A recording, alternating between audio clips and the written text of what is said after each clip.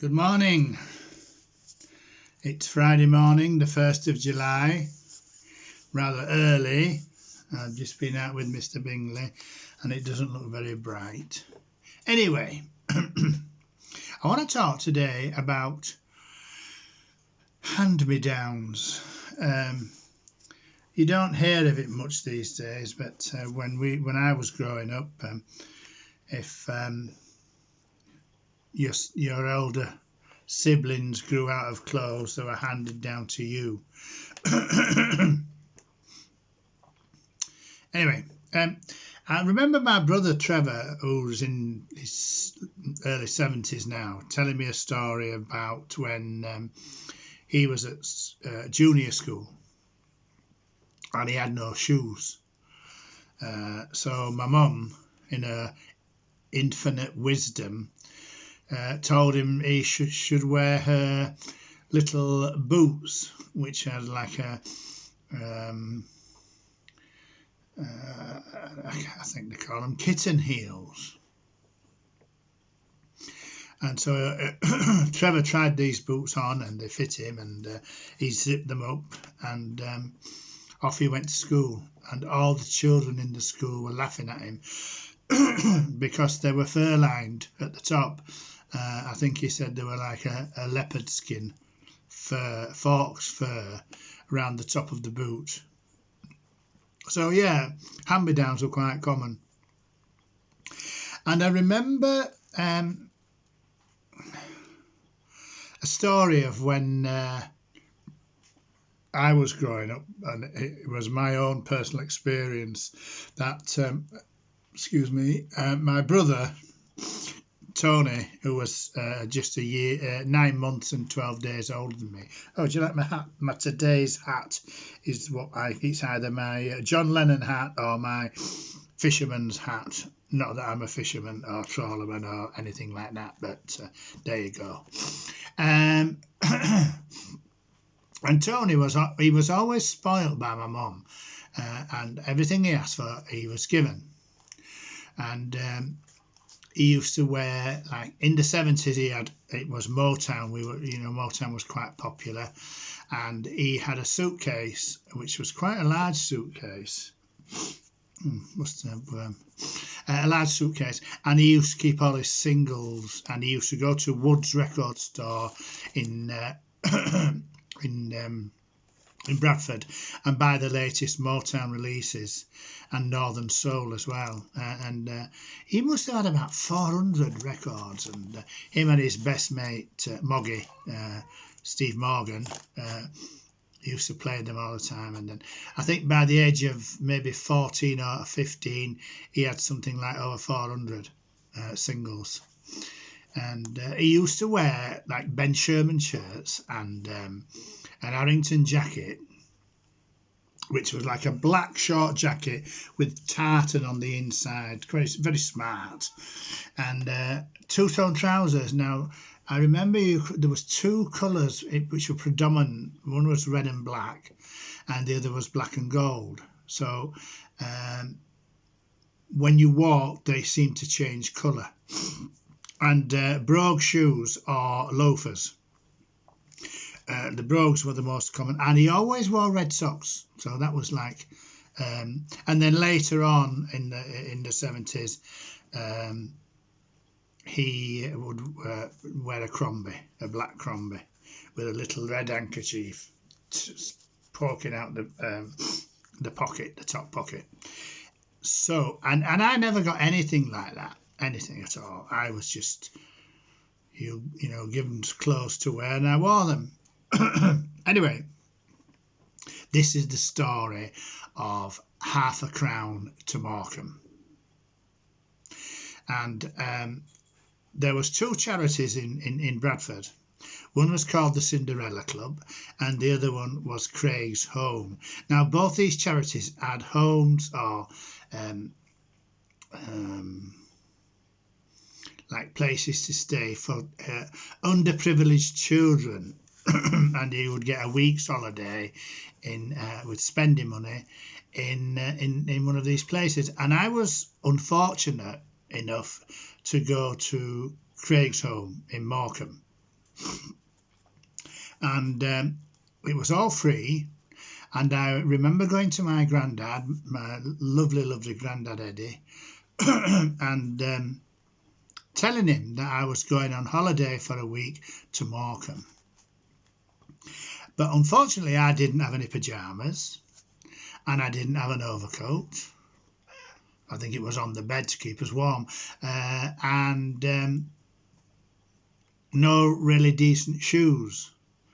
So my lovely granddad, he gave me 10 shillings, which would be 50p. It was a note, 10-shilling note. And he said to me, take that, but don't tell your mother because she will take it from you.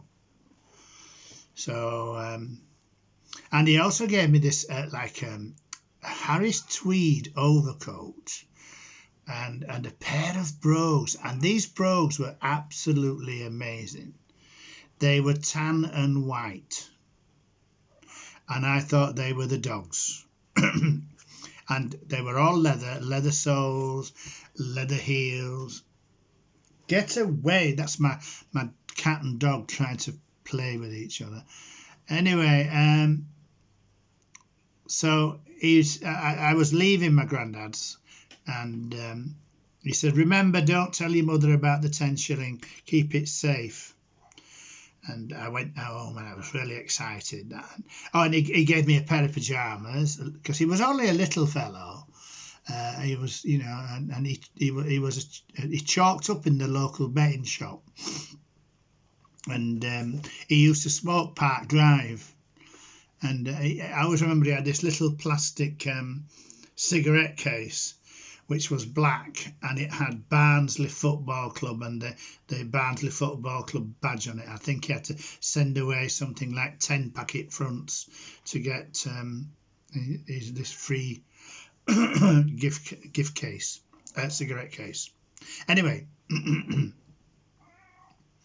so I was really excited, and I got home, and I said to my mum, she said, I said, my granddad gave me this coat, and he gave me these pyjamas, and he gave me a little brown suitcase, and a pair of shoes. I said, oh, that's very nice. That's very nice. Yes. She said, you'll be all set for Morecambe then. I said, and really excitedly, I remember telling her that he had given me a 10-shilling note.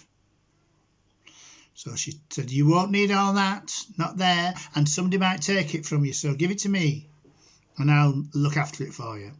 And she gave me £0.50 back, which £0.50 was like 2 and 6pence, which in today's money I would think would be about 25 pence. So I was so disappointed that he'd told me not to tell my mum. And I should have realised, you know, but I was so full of excitement. Anyway, on the morning of going to, I think it was a Friday morning, going to Morecambe, we had to go, well, I had to go to Forster, F-O-R-S-T-R, Forster Square train station, because that was a train station that fed the West Coast, so Morecambe, Blackpool, Lytham, St Anne's, etc.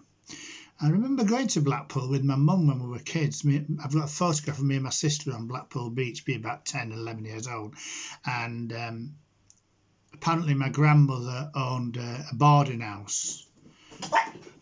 Give up! Sorry about that. And yes, well, oh yes, so apparently she owned a boarding house, and we never saw it. We were just left to our own devices on the beach. Could have been kidnapped or drowned, but in those days parents didn't seem to worry as much as they do today for children's safety. Which brings me on to another story, which I will tell you on another occasion, you know. Anyway, so where was I? Ah, yes. So I got my little brown suitcase, and it was only about 2 foot wide by 18 inches, really small. And I set off to the train station at Foster Square, and I was waited there, and all the mums were there with their children who were going, except for me. I remember feeling like I was like an evacuee from the Second World War, being shipped off to some rural farm in the middle of nowhere where I would never be seen again, and I would be met by this wicked uncle. Anyway, so we get to Morecambe, and some of the children had sandwiches. I think it was sauce and bread, and so I was quite shy as a child. So I would sort of hide myself away and nibble on these because I was always hungry, because we never had anything in the house. We never had much food in the house. We were really poor. Well, my father, David, he drank a lot. He was a very heavy drinker, so most of the money went into Tetley's, whichever pub he was in at the time, usually a Tetley's pub, and there were a lot of them in Bradford in the 60s and 70s. Anyway, so I remember that we got to the train station in Morecambe, and we were met by this, what we had to call auntie and uncle. They were the housekeepers, and they would care for us for our period of time whilst we were at Craig's home. And it was awful. And we stood outside this really large Victorian house, and it was split into like different dormitories, and yes, it wasn't nice at all, and we were all allocated beds, and they might, it wasn't nice at all, and we'd have to be up at the crack of dawn, and I think they called him Uncle George, and he would rally round. I think he was an ex-army or something, but he was a bit weird, to say the least, and he would sort of like call Rivali in the morning, and I was later to go on to experience the real Rivali sound when I was in the Royal Air Force, and he was cruel, and she was cruel as well. And on a Sunday evening, we used to have Sunday tea, which would comprise of sandwiches, which could have been anything, usually boiled egg sandwiches or egg mayo as they called them, and either tinned fruit or jelly and carnation, or which I found abhorrent. It was awful, and I don't know why I thought it was awful, because we never had much at home, and so it was a bit of a treat, but it was a treat that I just disliked immensely. And really, I couldn't wait to get back home, because it was such a terrible experience. And we went to the fairground, and we went on the rides, and went on the Big Dipper in Morecambe, and which was really, really old. So and I was glad to come home and get back to some form of normality, if you like, in my little regime that I had of my own, so that's just a perfectly true story. Half a Crown to Morecambe. I'm in the middle of writing a book, and it's called Half a Crown to Morecambe simply because of my granddad giving me 10 shillings and my mother taking it from me.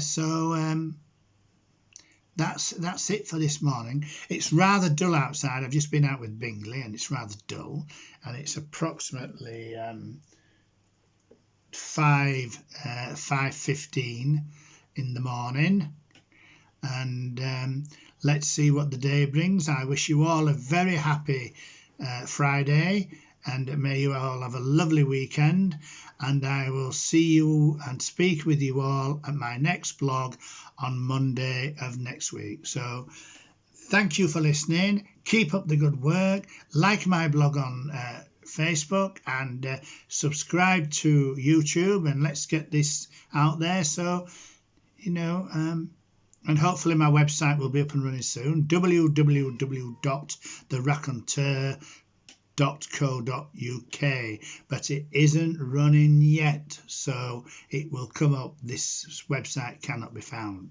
if you search it now. So on that note, au revoir, goodbye, arrivederci, see you all on Monday.